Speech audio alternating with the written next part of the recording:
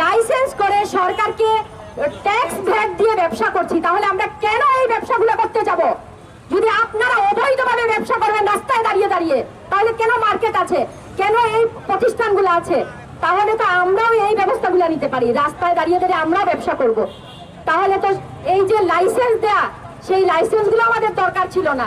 বছরে বছরে সরকারকে আমরা ট্যাক্স ভ্যাট দিয়ে যাবো ব্যবসার জন্য, আর আপনারা ফায়দা লুটবেন রাস্তাঘাট দখল করে। এইটা তো হতে দেওয়া যায় না।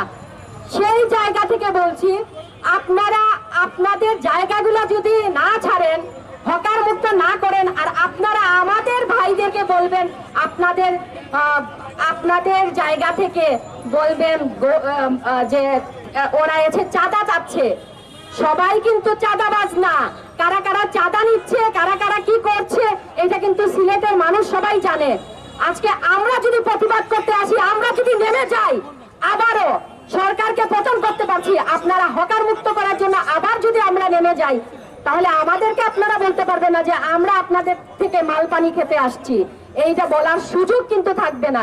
তাই বলছি, আপনারা হকার মুক্ত করে দিন, আমরা যেন ঈদে আমাদের মা বোনরা শান্তিপূর্ণভাবে সিলেটের মাটিতে ঈদের শপিং করতে আসতে পারে। অতীতে বলেছি, আমরা হকারের বিরুদ্ধে নয়।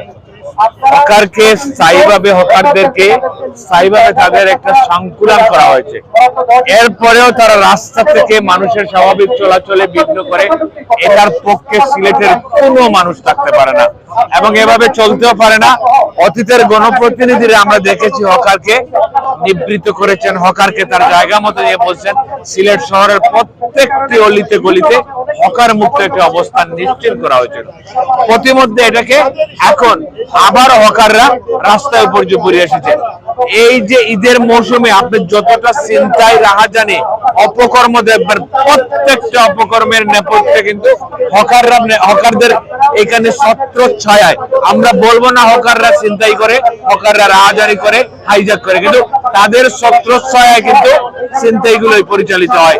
তাদের ছত্রছায়ায় ছিনতাইকারীরা প্ররোচিত এবং ছিনতাই করে। আমরা এটাকে নিবৃত্ত করতে চাই এবং তাদের নির্দিষ্ট জায়গায় তাদেরকে নিয়ে যাওয়া উচিত। প্রশাসনকে এই মুহূর্তে এটা ব্যাপারে সক্রিয় ভূমিকা রাখা উচিত। ধন্যবাদ। সব মিলিয়ে আপনারা জানেন যে আজকে কেন্দ্রীয় শহীদ মিনার প্রাঙ্গণে সিলেটের সচেতন সিলেটবাসীর উদ্যোগে আজকের এখানে মানববন্ধন অনুষ্ঠিত হয়েছে। আমাদের যদি জায়গা না থাকতো তাহলে আমরা বলতে পারতাম যে আমাদের জায়গা নেই, আমাদেরকে জায়গা করে দেন। আমাদের সাবেক মেয়র জননেতা আরিফুল হক চৌধুরী সেখানে পুনর্বাসনের ব্যবস্থা করে দিয়েছেন, সেখানে কুটার ব্যবস্থা করে দিয়েছেন, নিজ খরচে সেখানে কুটা করে স্থায়ীভাবে বসার ব্যবস্থা করে দিয়েছেন। সেখানে আমরা গিয়ে ব্যবসা করব। আমাদের ক্রেতা মহোদয় যখন আমাদেরকে রাস্তায় পাবেন না, তখন আমরা ক্রেতা মহোদয় সেখানে যে আমাদের প্রয়োজনীয় জিনিসপত্র কিনতে যাব। তাদের বিরুদ্ধে আমাদের কোনো অভিযোগ নাই। আমাদের অভিযোগটাই হচ্ছে রাস্তার মধ্যে দেখেন মহিলাগুলিদের সামনে থেকে শুরু করে জিন্দাবাজার পর্যন্ত রাস্তার দুনো ধারে ফুটপাতের মধ্যে ব্যবসা করে। এসব কেন? আমি যখন অবৈধভাবে সেখানে বসি, টাকা যখন অবৈধভাবে কেউ নেয়, তখন এটা অবৈধ হয়ে যায়। আর আমি যখন অবৈধভাবে দিলাম, তখন এটা আমার বৈধ হয়ে যাচ্ছে। আমরা আসলে অতীতে এই সিলেটের মানুষ অনেক নাজেহাল হয়েছে, অনেক হেনস্থা হয়েছি আমরা এই হকারদের কাছ থেকে। আমরা পর্যায়ক্রমে আমাদের কর্মসূচি আজকে থেকে শুরু হলো। কেউ যদি মনে করেন যে আমাদেরকে দুর্বল মনে করেন, তাহলে এটা ভুল করবেন। আমরা আজকে শুরু করেছি মানববন্ধন, এর শেষ না হওয়া পর্যন্ত আমরা ঘরে ফিরে যাব না। আমরা স্পষ্ট ভাষায় বলে দিচ্ছি, আগামী 24 ঘন্টার ভিতরে সিলেট নগরী আমরা ফুটপাত মুক্ত দেখতে চাই। যদি ফুটপাত মুক্ত না দেখি, তাহলে সম্পূর্ণ লাইবিলিটি প্রশাসন নেবে এবং প্রশাসনকে তার দায়ভার ব্যবস্থা গ্রহণ করবে। ধন্যবাদ সবাইকে।